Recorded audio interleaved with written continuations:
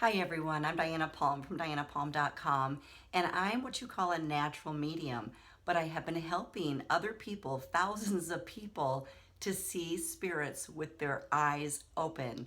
That's right, these eyes.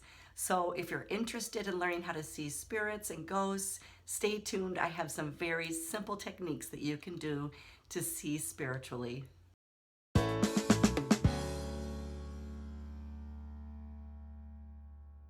Some of you may have already experienced this after the loss of a loved one, where you think you see somebody pass by you on the side, but when you turn to look, there's nobody there. There's a very scientific reason for this. The front of your eyes actually filter out some of the light frequencies that ghosts exist in. That would be some of the infrared and ultraviolet lights. But your peripheral vision doesn't have that filter. So when you're actually seeing movement out of the corners of your eyes, it really does exist. If you have a military background, you've probably already been trained to use your peripheral vision because it's so very good at detecting motion. And you don't have to be a medium in order to see spirits. In fact, many mediums never see spirits. They actually perform what is called mental mediumship, where they connect to a loved one and get mental pictures, images, sounds, words, feelings, and it all comes through their brain, which is why it's called mental mediumship. But there's another skill available that everybody can tap into, and it's just learning how to see things a little bit differently with your own eyes. So the trick is, how do we look at something and not have it be filtered out by our own limits to what we can see in the light frequency range? My most simple, effective tool to teach people how to see spirits with these eyes is teaching them how to look past the 3D reality and how to get a soft vision on what it is that they're looking at. It's just as if you're looking at an aura. You don't look directly at the person, you look slightly beyond the person to pick up on the energy going around them. Well, when you're trying to see spirits, it's much the same way. You want to be able to soft focus your eyes, allow them to go a little bit out of focus in order for you to perceive what's going on that's not concrete physical. One of the most easy ways to do this is to practice looking at those picture books that are 3D. It looks like a lot of pixels, but when you look into them, your eyes will begin to develop the ability to see the picture within the pixels. This skill can really enable your ability to see the spirit world. And my all-time favorite technique is teaching people how to scry. It's an ancient method of learning to see spiritually.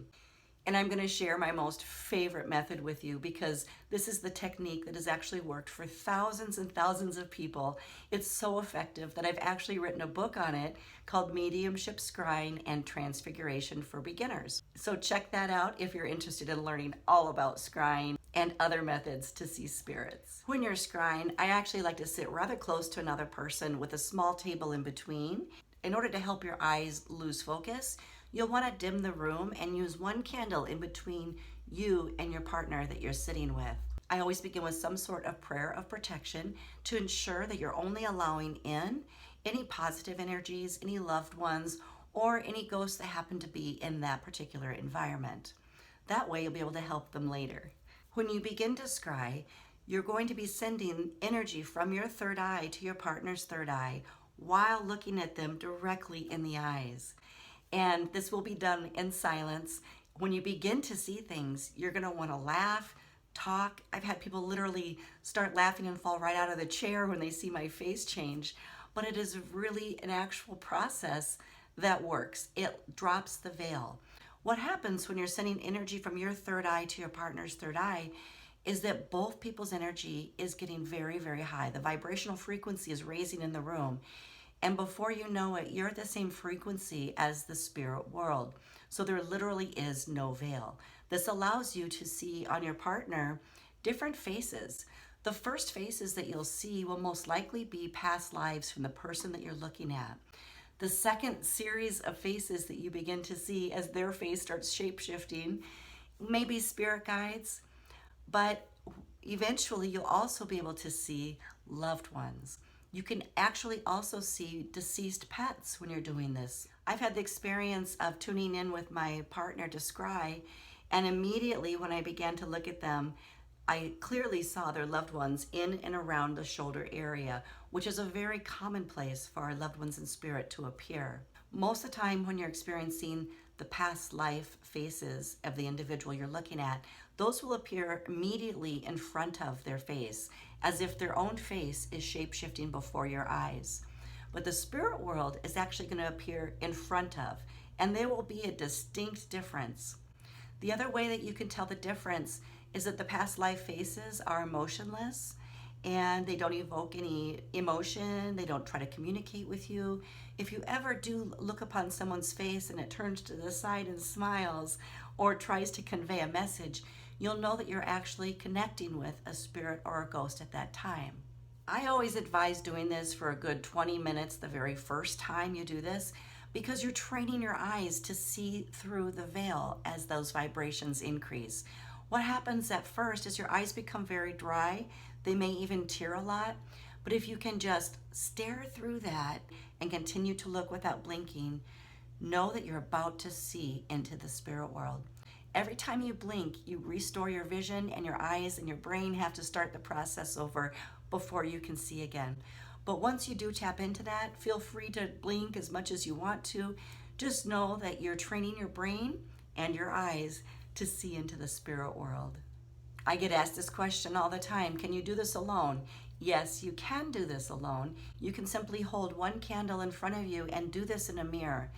The benefit to doing it with two people is that the vibration gets really high, especially with a concentrated effort, because you're utilizing the energy of the two sitters present. You can even add a third person with a camera and taking pictures of you from the side angle. We have captured so many strange phenomena, ghost images, loved ones in spirit, and it's a really, really amazing process to see what shows up when you're doing this. So if you're interested at all in the paranormal, ghosts, hauntings, or you just simply want to see and connect with a loved one again, this is the way you can do it. If you try this at home, I would love to hear about your results. It has always worked for me. I've never encountered somebody that couldn't do it. Sometimes they can't do it on their first try, but if they continue doing it a couple more times, it does work.